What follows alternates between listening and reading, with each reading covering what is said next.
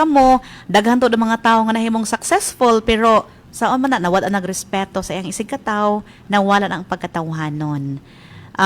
Atong i-differentiate karon mga kaigsuonan, kini bitang giingon nila ga sympathy sanan empathy. O maora mga pati, 'di ba? So kining for example partner na kay kaila na siya problema.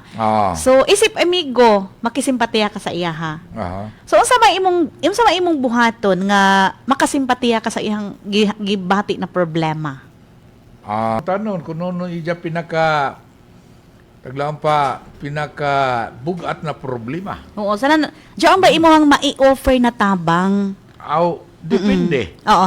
Sometimes sagud mga kaigsuonan ang mga tao na mga problemado kung wala gyud kay ikatabang ba partner, pwede bisag simpleng topic lang sa abagan no, agig support or pwede bisan maminaw lang ka sa iyang istorya. Dako na diyon na kuan para sa ija. Labi na tambagan nimo.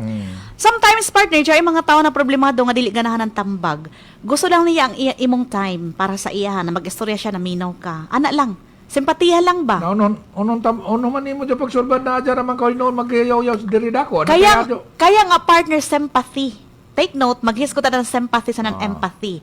Maunang ni kasi nakisimpatiya, for example, nag-ingkod siya sa bangko, nagguol siya, imo siyang damayan. Kaya nakisimpatiya ka sa iya ha. Amo siya ay term. Ang sympathy manggod, mao ni ang distant feeling, pero gi-acknowledge nimo ang pag-antos sa usa ka tawo pinaagi sa pag-connect sa iyang emotion on a deeper level. So nakisimpatiya ka sa iya, wala mo siya biyae, imo siyang gidamayan. Pero kung dili siya gusto na mag-apil-apil ka sa iya problema, samtang sa laing level kining gitawag empathy. Mao ni ang mas lawom siya connection nga mulambigit sa pagsabot sa emotion sa lain nga personahe sa iyang situation karon. So, gawa sa pagsabot, kaya nimo siyang sabton ba? Pinaagi sa iyang feeling mo involved kini sa imong kaugalingon nga mura bitag imong gibutang sa imong sapatos, murag imong gibutang sa imong kaugalingon ba nga ikaw ang naa sa iyang posisyon. Amo na ang empathy. Amoy kalayan sa sympathy sa empathy, di ba? So, dinhi mga kaigsuonan, imuhang masabdan pinagi siyang kaguol na imong ibutang sa imuhang kaugalingon ba ako kintahay si Alex Halbo niya na siya mga kaguol. Mutuwaw sab gintahay ko kay ako mangigibutang sa akong kaugalingon nga ako si Alex Halbo. Kung magtuwaw ako, mutuwaw sa gaw. Murag ingon ana ra. Kay ang kini manggod nga term mga kaigsuonan, empathy sa sympathy, mao ni ang common nga atong mabatian nga, uy nakisimpatiya ako sa imong kahimtang karon, di ba ana? Related man gud na sila pero ang empathy manggod kaning more lawom siya ang context niya partner na ang term manggod ginagamit pero aduna siya lain-lain nga mga definition. Pwede sa mga gagmay or dako nga mga impact. So for example, sympathy, mao ning feelings of sorrow or kaluoy sa imong mga misfortune. Di ba? Katong nasunugan kita sa Kaskag sa Riverside. Makisimpatiya ka maingon nga hala kaluoy nila nasunugan hain kasi lang mupuyo uno kay ila pagkaon hurot ilang mga kabtangan ana nakisimpatiya ka sa ilaha.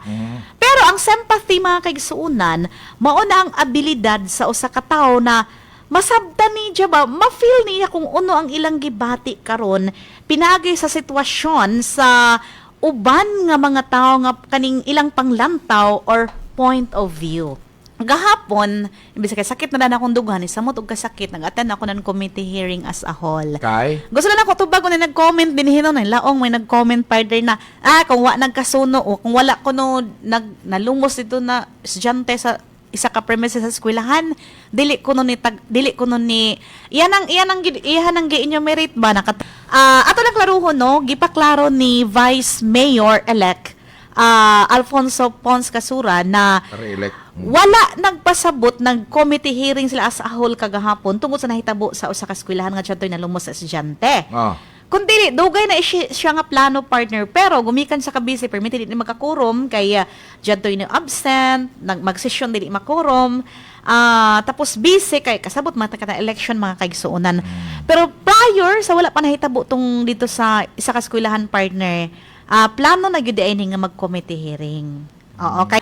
ado na may masakitan or mulaylo unay sa social media kuman kay di man gyud nato malikayan jo ilain-lain og comment ang mga tao, pero kung naamay nasakitan, mga lang minan pasensya or uban pa, ang amo lang didon na para sa purpose sa discussion karong adlaw partner, ato lang ning mahisgutan gamay agig balik tanaw. Pero kita partner as tao nakisimpatiya or as empathy atong gibutang sa atong kaugalingon ang hitabo, dili gyud pud lalim. Ato lang paabuton partner sa panultihon na kusang maghilom ang sugat.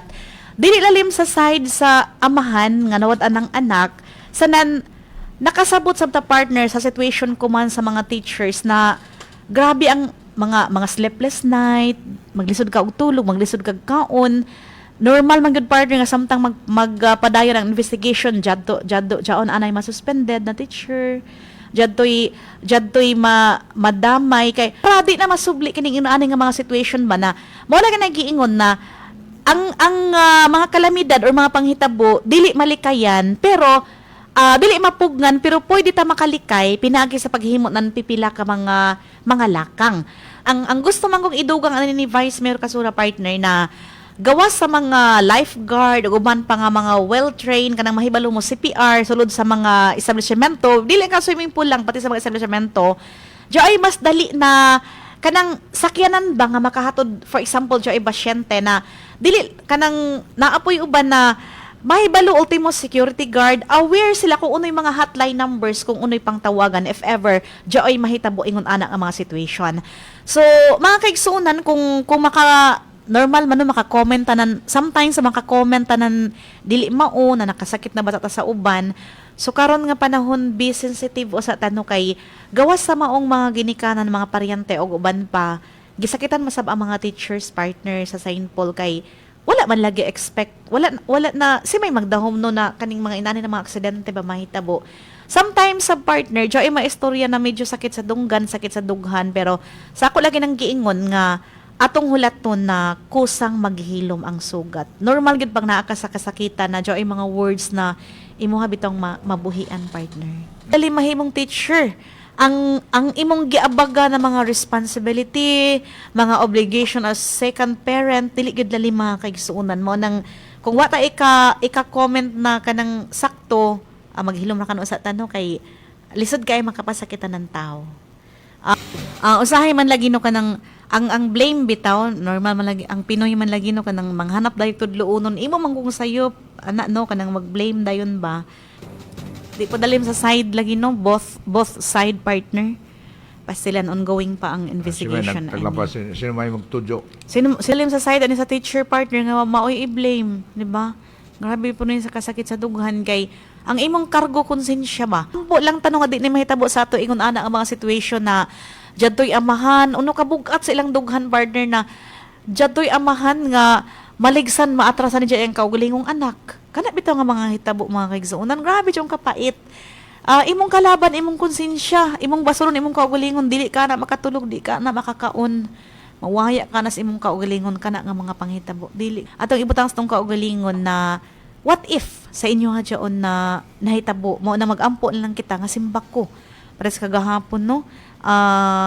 Nahitabo kagahapon partner na busy ko nung inahan og pangukay-ukay. May akong na first information or dawat kung tinuod ba ka kini na nalingap siya sa iya bata nga ning subay ng bazaglaing dalan. Gamit tumuo sa bata, maglisod na ginawa. Hapit maligsi partner kay unhon man ton bata gud way buot, di ba? Ang ginikanan na ba siya na ija anak na nalingap nga ang term partner nalingap. Nalingap pagkatapos siya hanapa pilaan ka oras. Iya to taghanap maglisod siya ka hay pa ang taon.